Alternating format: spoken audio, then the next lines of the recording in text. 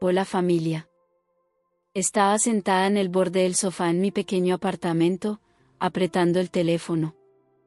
La pantalla brillaba en la oscuridad, y cada palabra en el mensaje de Carlos cortaba mi corazón como fragmentos de vidrio. Lo siento, Camila, no puedo. Es demasiado complicado. Es mejor que terminemos. Leí el texto una y otra vez, esperando que las letras formaran una frase diferente, una verdad distinta. Pero la verdad era cruel. Carlos, el chico al que amaba más que a la vida misma, se iba. El embarazo fue inesperado, apenas 2 semanas atrás descubrí que una vida crecía dentro de mí. Alimentaba la esperanza, pensaba que él me abrazaría, me estrecharía contra sí y diría, todo estará bien. Estoy contigo. Pero en lugar de eso, un mensaje breve. Frío, como una corriente de aire del pasado. Carlos no era solo mi novio. Era el heredero de un imperio financiero, el hijo de un hombre cuyo nombre aparecía en las noticias y las revistas.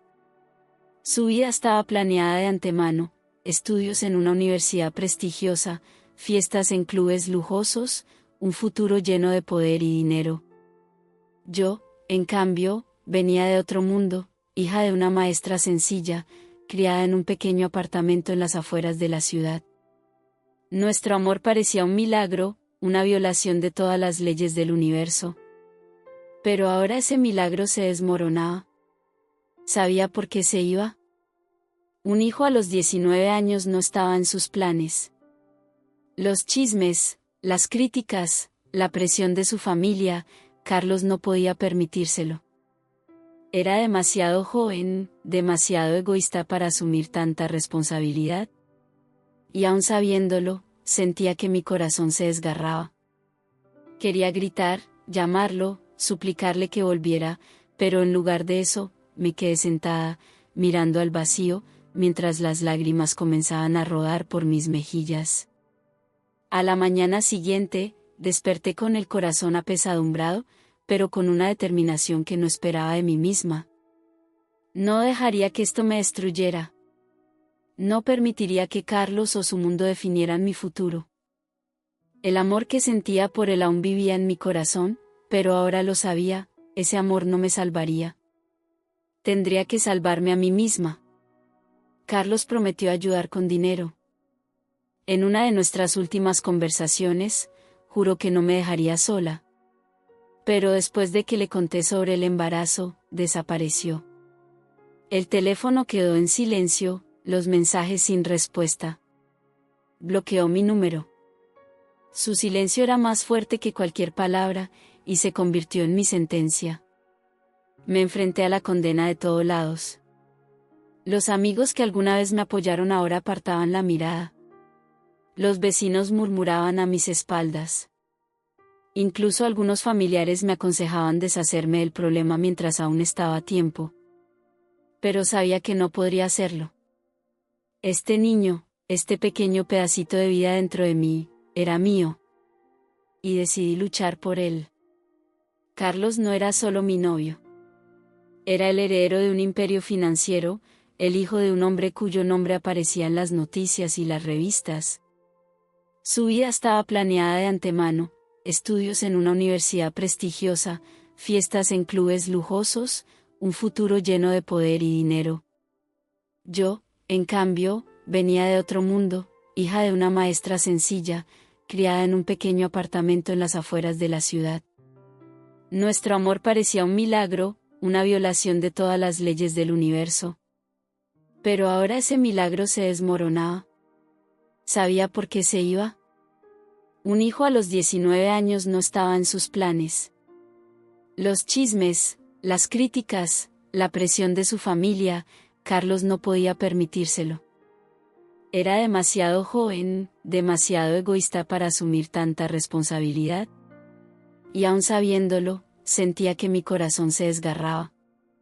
Quería gritar, llamarlo, suplicarle que volviera, pero en lugar de eso, me quedé sentada, mirando al vacío, mientras las lágrimas comenzaban a rodar por mis mejillas.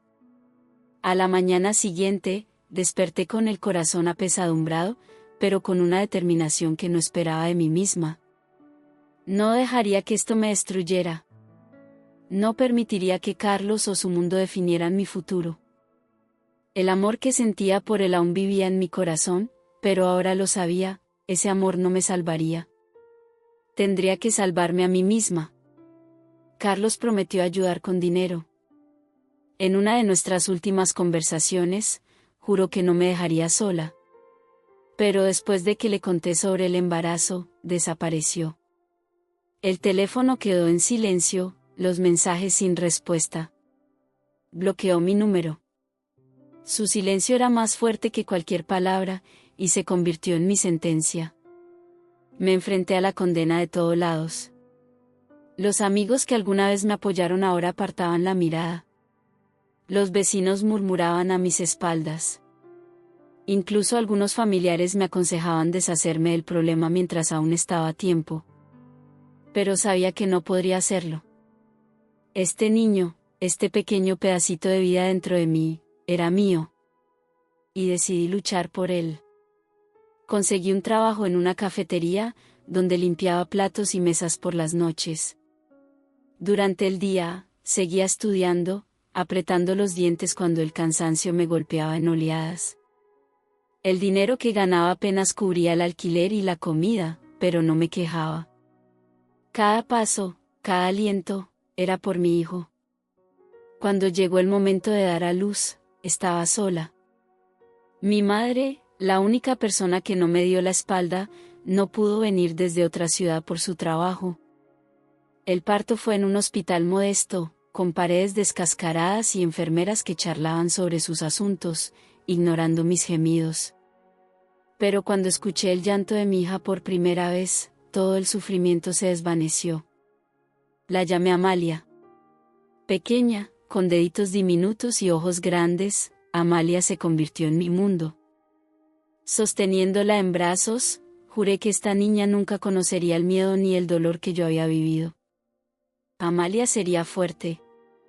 Amalia sería feliz. La maternidad resultó ser una prueba para la que nadie puede prepararse. Noches sin dormir, un cansancio infinito que se metía en los huesos, todo eso pasó a ser parte de mi vida. Pero no me rendí. Mi madre, que finalmente vino a ayudarme, se convirtió en mi pilar. Juntas lo lográbamos. La sociedad no fue amable. La gente me miraba con lástima o desprecio, llamándome esa madre soltera. Pero aprendí a ignorarlos. Era más que sus etiquetas. Era madre, estudiante, luchadora. Siempre soñé con ser médica. Ese sueño nació en la infancia, cuando veía a mi madre luchar contra una enfermedad sin poder permitirse un buen tratamiento. Ahora, con Amalia en brazos, ese sueño se volvió aún más importante. Continué mis estudios en la Facultad de Medicina en el programa gratuito. La residencia fue agotadora, turnos interminables, casos complicados, mentores estrictos. Todo eso podría haber roto a cualquiera. Pero yo destacaba no solo por mis conocimientos, aunque estudiaba con ahínco, sino por mi humanidad. Me quedaba junto a la cama de los pacientes cuando otros médicos se iban a casa. Escuchaba sus historias, les tomaba la mano, les daba esperanza. Amalia se convirtió en mi inspiración. Cada vez que quería rendirme, pensaba en mi hija. Al final de la residencia, me convertí en cirujana. Mientras yo construía mi vida, Carlos vivía en su mundo brillante pero vacío. Era la estrella de cada evento, su sonrisa deslumbraba en las fotos de las redes sociales, su nombre resonaba en los círculos de la élite. Pero yo sabía que detrás de esa máscara había un vacío. Se sentía solo, aunque no lo admitiera ni siquiera ante sí mismo. Nunca intentó contactarme. No porque no quisiera, sino porque tenía miedo. Miedo de la verdad, miedo de saber sobre el hijo que abandonó. En lugar de enfrentar eso, ahogaba sus pensamientos en fiestas ruidosas y alcohol. Pero el destino no le permitió huir para siempre. Una noche, al volver de otra fiesta, Carlos tuvo un accidente. Su auto chocó contra un poste, y el mundo que había construido con tanto cuidado se derrumbó en un instante. Estaba de guardia cuando llegó un nuevo paciente al departamento. Al escuchar el apellido, Carlos Coroleo, me quedé helada. No podía ser una coincidencia. Al acercarme a la camilla, lo vi. Pálido, cubierto de sangre, pero aún era el mismo Carlos al que amé y odié. Mis colegas notaron mi reacción, pero rápidamente me recompuse. Yo me encargo de esta operación, dije, y mi voz no tembló. No permití que los sentimientos personales tomaran el control. Era mi trabajo, mi deber. Pero en el fondo, sabía que esto era más que una simple operación. Era un encuentro con el pasado. La operación fue compleja, pero estuve a la altura. Mis manos se movían con seguridad, mi mente estaba enfocada. Le salvé la vida. Cuando todo terminó, salí del quirófano y me permití exhalar. Por primera vez en años, sentí Javier que había ganado, no sobre Carlos, sino sobre el dolor que él me causó. Carlos recuperó la conciencia al cuarto día. Sus párpados temblaban, como si no quisieran abrirse, como si temieran lo que vería. Yo estaba junto a su cama, inclinada sobre el monitor, revisando sus signos vitales. Mis movimientos eran precisos, seguros, casi mecánicos. Pero para Carlos, no era solo una médica, no era una sombra del pasado. Era todo lo que había perdido. Vi cómo su corazón se encogía, como apenas podía respirar. Yo había cambiado. Ya no era aquella chica frágil con ojos suaves y una sonrisa tímida que Carlos conoció alguna vez. Aquella chica que reía con sus bromas, que le confiaba sus sueños, que lo amaba como si él fuera el mundo entero. Ahora estaba frente a él, fuerte, inquebrantable, con una postura llena de dignidad y una mirada en la que no quedaba ni un rastro de aquella ternura ingenua. Sabía que era hermosa, pero mi belleza era diferente, endurecida, como acero forjado en el fuego de las pruebas que él mismo había creado para mí. Quiso hablar, gritar mi nombre, suplicarme que lo mirara, pero las palabras se le atoraron en la garganta. Vi cómo se movían sus labios, pero no salió ningún sonido. Estaba indefenso, como un niño enfrentándose por primera vez a la crueldad del mundo. No levanté la mirada. Mis dedos se movían por la pantalla con fría precisión, mi rostro permanecía impenetrable. Era una profesional, y eso era lo único que importaba. Pero sabía que mi indiferencia lo haría más que cualquier dolor. Quería que gritara, que lo acusara, que lo golpeara, cualquier cosa con tal de demostrar que aún significaba algo para mí. Pero guardé silencio, y ese silencio era más fuerte que cualquier grito. Los días pasaban lentamente. Seguía trabajando, pero sentía su mirada siguiéndome, llena de soledad y de pensamientos que había evadido durante tanto tiempo. Sabía que estaba desarmando su vida en pedazos, como si fuera un viejo álbum. Tal vez recordaba nuestro primer encuentro, cuando derramé café en su camisa y reí hasta que las lágrimas corrieron por mis mejillas. O aquella noche en la que nos acostamos en el tejado de mi casa, mirando las estrellas, y le conté mi sueño de convertirme en médica, salvar el mundo, hacerlo mejor. Tal vez recordaba mi calor, mis manos abrazándolo, mi voz susurrando que superaríamos cualquier cosa si estábamos juntos. Y, probablemente, recordaba el día en que se fue, dejándome sola con el hijo que no quiso conocer. Amalia, nuestra hija, la niña que nunca vio, pero cuya existencia ahora, estoy segura, era como un cuchillo en su corazón. La perdió sin siquiera intentar conocerla. Perdió la familia que pudo haber tenido, el hogar que pudo haber construido, el amor que pudo haber sido eterno.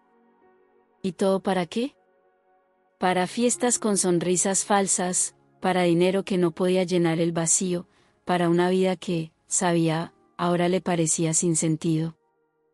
Cuando Carlos se recuperó lo suficiente, volví a verlo.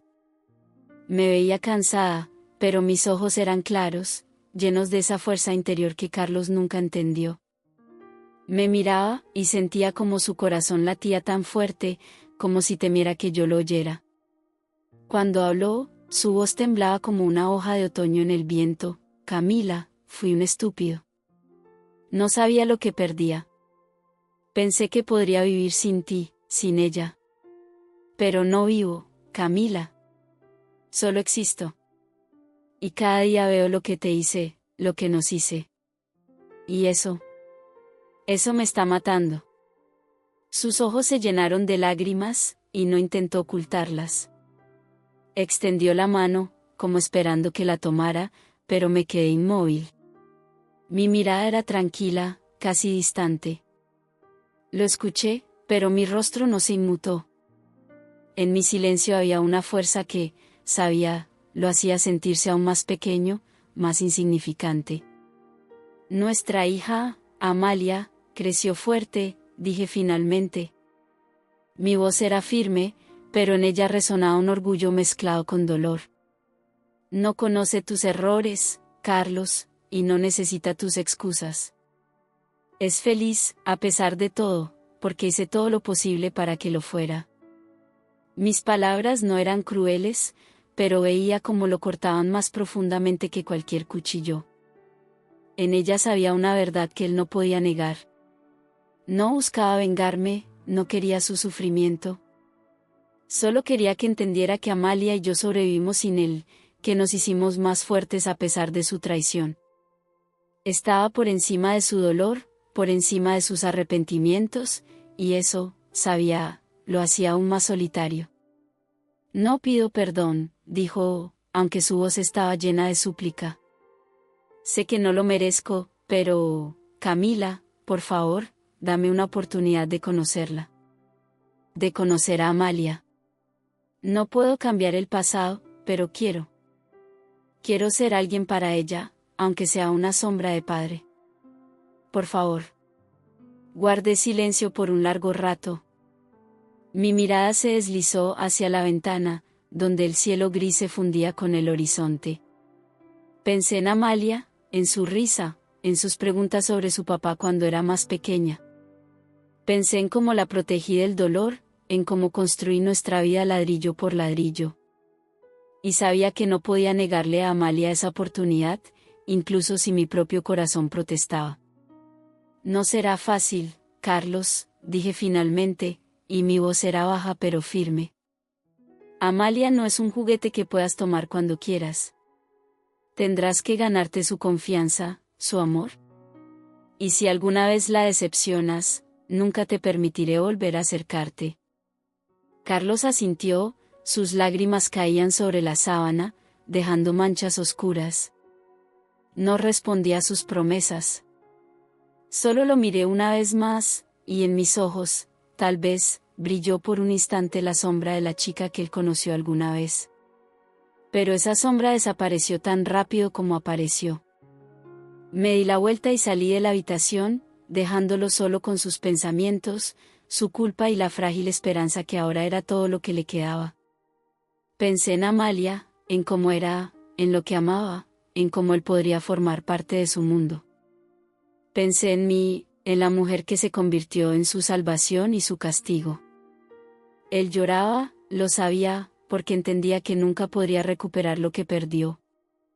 Pero veía en él una esperanza, no para mí, sino para Amalia, para mí, la que ahora era para él una estrella inalcanzable. Más tarde, le llevé una carta y un dibujo de Amalia. En la carta, ella escribía que sabía que su padre se había ido antes de que naciera, pero que ahora, tal vez, quería regresar. El dibujo mostraba un sol y flores, una simple obra infantil, pero vi cómo para Carlos se convirtió en algo invaluable. Su primer encuentro fue en un parque. Amalia era pequeña, pero sus ojos brillaban de curiosidad. Carlos estaba nervioso, pero su sonrisa derritió su miedo. Solo se sentaron y hablaron, y eso fue suficiente. Vi cómo él miraba a Amalia, cómo su corazón se desgarraba por el dolor que él mismo se había causado. Ella estaba sentada en un banco, sus pequeños pies apenas tocaban el suelo, y sus ojos, iguales a los míos, con la misma calidez sincera, lo observaban con curiosidad y una leve cautela. En cada uno de sus movimientos, en cada palabra, él veía a mí, la mí que amó y traicionó. Su sonrisa, tan inocente y abierta, era para él como un cuchillo clavándose en el alma. Sabía que se sentía un extraño, un invitado no deseado en su mundo, alguien que no merecía estar sentado a su lado. Y aún así, sus preguntas sobre su infancia, su risa clara, tan pura y viva, encendieron en él una chispa de esperanza. Por primera vez en años, creo, sintió que podría tener una oportunidad, no de recuperar el pasado, sino de al menos rozar lo que había perdido. Me quedé a un lado, resguardada bajo la sombra de un viejo roble. Mi silueta, probablemente, parecía casi fantasmal en la suave luz del atardecer. Los observaba. Mi rostro permanecía impenetrable, pero en mis ojos destellaba un dolor que había aprendido a ocultar. Este era su momento, el de un padre y una hija a quienes el destino separó antes de que pudieran conocerse. Este era su momento, el de un padre y una hija a quienes el destino separó antes de que pudieran conocerse. Amalia habló primero. Su voz resonaba como una campanita, llena de vida y espontaneidad infantil. Preguntaba cosas simples, qué juegos le gustaban de pequeño, qué libros leía, si le gustaban los perros. Vi cómo Carlos respondía, intentando ocultar el temblor en su voz, pero cada pregunta de ella, lo sabía, le recordaba todo lo que había perdido. Observé cómo intentaba ser el padre que Amalia nunca tuvo, pero entendía que ese camino sería largo y difícil. No podía simplemente entrar en su vida y llenar el vacío que él mismo había creado. En las semanas siguientes, sus encuentros continuaron. Cada uno era como un frágil puente que Carlos intentaba construir sobre el abismo de su pasado. Se reunían en el mismo parque, en el mismo banco, donde Amalia dibujaba con tizas de colores o le contaba sobre sus amigos. Esos momentos eran breves, pero veía cómo él se aferraba a ellos, como un náufrago a una balsa, sabiendo que era todo lo que le quedaba. Yo siempre estaba cerca. Mi presencia, lo sentía, era para él a la vez reconfortante y dolorosa. No intervenía, pero mi mirada, llena de palabras no dichas, hablaba más que cualquier reproche. Un día, después de otro encuentro, cuando Amalia corrió a jugar a la zona infantil, Carlos se volvió hacia mí. Su rostro estaba pálido, sus ojos brillaban con lágrimas que apenas contenía. Camila, comenzó, y su voz se quebró. Fui un estúpido. Pensé que el dinero, las fiestas, esa maldita vida, era todo lo que necesitaba. Pensé que podría vivir sin ti, sin ella. Pero me equivoqué. Cada día veo lo que perdí, y eso me está matando. Lo miré, y mi corazón se apretó, pero no me permití ceder. Carlos, dije suavemente. Tú tomaste una decisión. Elegiste priorizarte, y no te culpo por eso, de verdad. Pero no puedes simplemente regresar y esperar que todo sea como antes. Amalia no es un trofeo que pueda reclamar. Es mi hija, mi vida. Y hice todo lo posible para que creciera fuerte, a pesar de tu ausencia. Mis palabras fueron como un golpe, pero no había malicia en ellas, solo la verdad, fría e implacable. Carlos bajó la cabeza, sus hombros temblaban. Lo sé, susurró. Sé que no las merezco. Pero, Camila, quiero intentarlo. No por mí, sino por ella. Por Amalia. Y por ti. Todavía te amo. No lo entendía. Me giré. Mi mirada se dirigió a Amalia, que reía mientras se balanceaba en los columpios. El amor no son palabras, Carlos, dije, y en mi voz había una tristeza tan profunda que yo misma sentí como mi corazón se encogía. El amor es acción, dije. Es una elección que haces todos los días. No nos elegiste entonces, y no puedo confiar en ti ahora. Carlos quiso protestar, quiso caer de rodillas y suplicar, pero vi que entendía que era inútil. Comenzó a ayudarme con dinero, pero cada transferencia, lo sabía, era para él como una confesión de culpa. No podía callar el dolor que lo consumía por dentro. Veía como Amalia lo miraba con una esperanza cautelosa, y eso, sentía, era para él a la vez lo más hermoso y lo más doloroso. No volví con él. No abrí la vieja puerta que él mismo cerró hace años. Pero dejé una ventana entreabierta, no por él, sino por Amalia. El vínculo entre padre e hija creció lentamente, como un brote que se abre paso a través de las grietas del asfalto. Hablaban de cosas pequeñas, reían con chistes tontos, y en esos momentos, veía, Carlos encontraba fragmentos de redención. Pero cada vez que se iba del parque, miraba hacia atrás, y mi silueta distante, lo sabía, le recordaba lo que había perdido para siempre. Pasó un año desde que Carlos y Amalia comenzaron a construir su frágil pero valiosa conexión. El parque donde se encontraron por primera vez se convirtió en su lugar. Allí, bajo el viejo roble, seguían hablando de cosas pequeñas que, poco a poco, se transformaban en algo más grande. Amalia aprendió a confiar en su padre. Le hablaba de sus amigos de la escuela, de los libros que leía, de cómo algún día quería ser médica, como yo. Veía cómo Carlos la escuchaba, conteniendo el aliento, y cada risa de ella, cada pregunta, era para él un regalo que no merecía, pero que aceptaba con gratitud. No le abrí mi corazón. La puerta a nuestro pasado permaneció cerrada, y no tenía intención de abrirla. Mi vida seguía adelante, y en este nuevo capítulo no había lugar para viejas heridas. En el hospital, donde ahora no era solo una médica, sino una cirujana respetada, conocí a Andrés. Tenía 35 años, 10 más que yo, y su tranquila confianza, mezclada con un suave sentido del humor, se convirtió en un consuelo inesperado.